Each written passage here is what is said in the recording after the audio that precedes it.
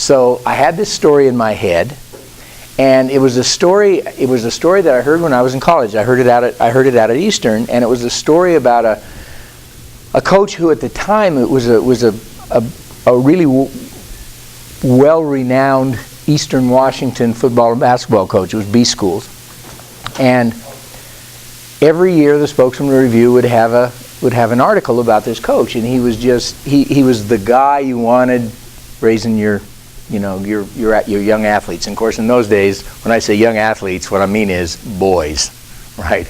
Good luck if you were a girl and athlete. You could either be a cheerleader, or you could sit in the bleachers and root for the guys. There was none of that. So I kind of had the idea for a couple of years there that he was like this truly iconic coach. And then I was in the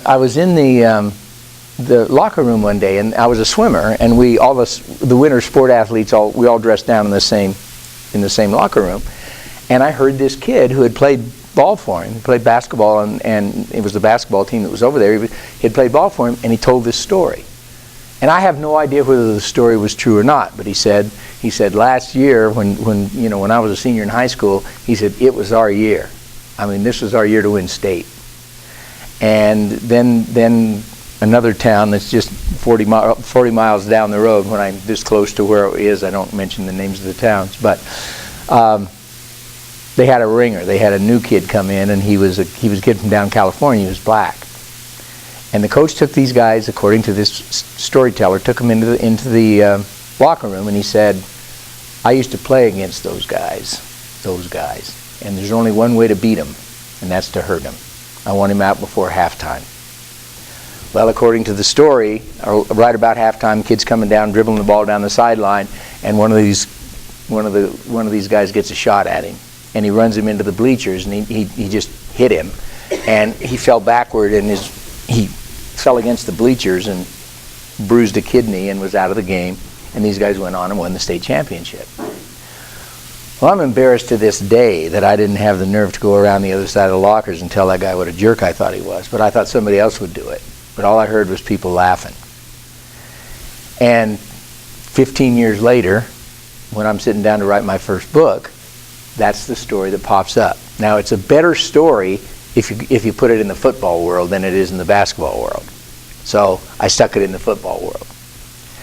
Well, I didn't know the coach, and I didn't know any of those guys, but it was small town Washington, and I was small town Idaho, and the only difference between wheat town Washington and lumber town Idaho is trees.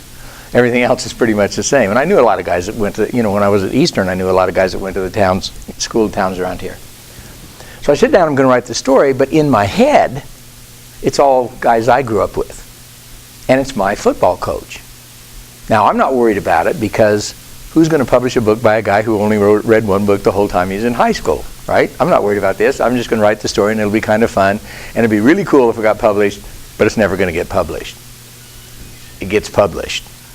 And the day that I got the note from my agent, who's saying that this HarperCollins, or at the time it was William Morrow, was going to publish my book, I had an instant attack in my chest, because oh my God, this coach sounds exactly like Mr. Brackey, who is my coach in Cascade, Idaho.